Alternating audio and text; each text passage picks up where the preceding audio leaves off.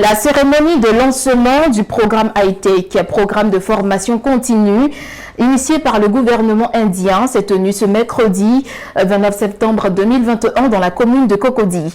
Le lancement qui a été fait par l'ambassadeur de l'Inde en Côte d'Ivoire s'est accentué sur le programme High-Tech Bourse et a rassemblé quelques bénéficiaires des années antérieures. Reportage Sonia Afanou.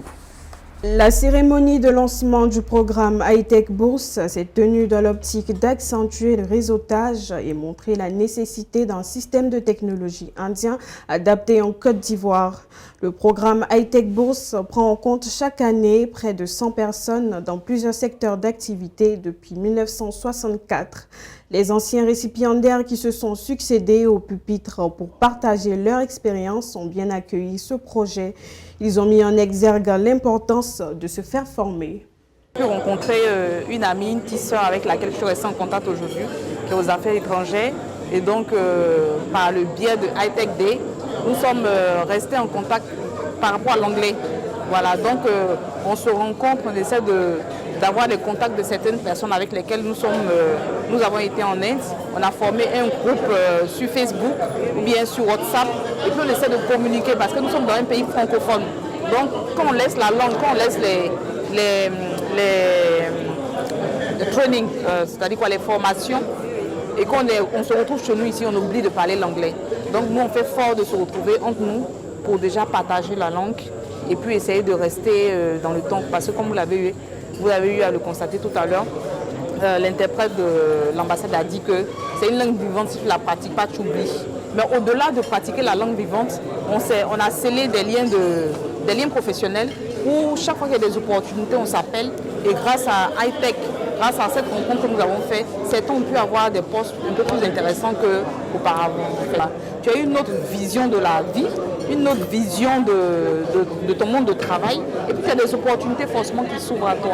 Ce programme indien de coopération technique et économique vise à l'amélioration des expériences, compétences et les ressources des pays d'accueil et permettent de partager des compétences et des connaissances essentielles avec l'ensemble de la famille du Commonwealth. Le ministre de l'Enseignement technique et de la formation professionnelle n'est pas resté en marge de cette célébration. Il a marqué sa présence à cette cérémonie. Selon lui, ces renforcements de capacités permettent d'accéder à une école plus sûre. Créer aujourd'hui les structures qui permettent aux jeunes d'avoir des formations au métier. Et dans ce sens, vous avez vu, l'Inde a fait beaucoup de progrès.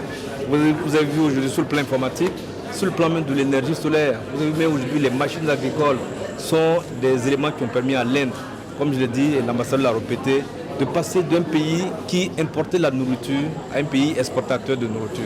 Ça, c'est la technologie qui a permis cela.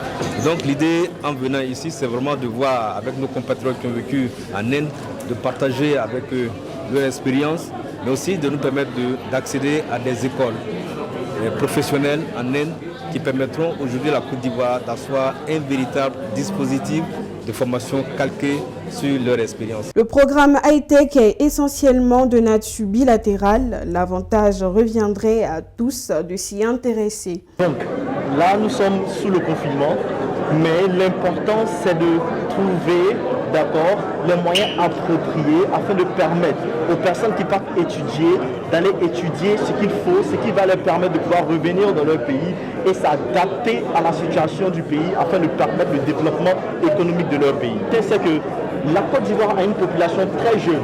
Également, l'Inde a une population également très jeune.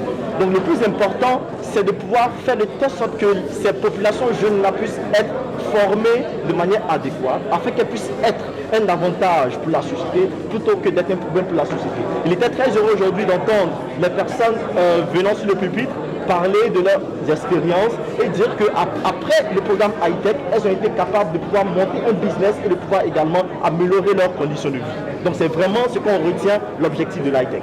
Ce programme-là est dans tous les domaines que vous pouvez imaginer, en passant par les technologies de développement, par l'ingénierie, par tout ce qui est relatif aux élections, tout ce qui est relatif à l'énergie solaire, tout ce qui concerne les municipalités, tout ce qui concerne l'environnement. Donc vous pouvez penser tous les domaines et les secteurs d'activité dans l'action gouvernementale, vous allez les retrouver dans le programme high-tech. Vous pouvez aller sur le site de l'ambassade de l'Inde, vous allez voir le lien qui vous amènera sur la page officielle de high-tech afin de pouvoir voir tous les cours qui sont disposés là-bas afin de permettre aux personnes de pouvoir postuler.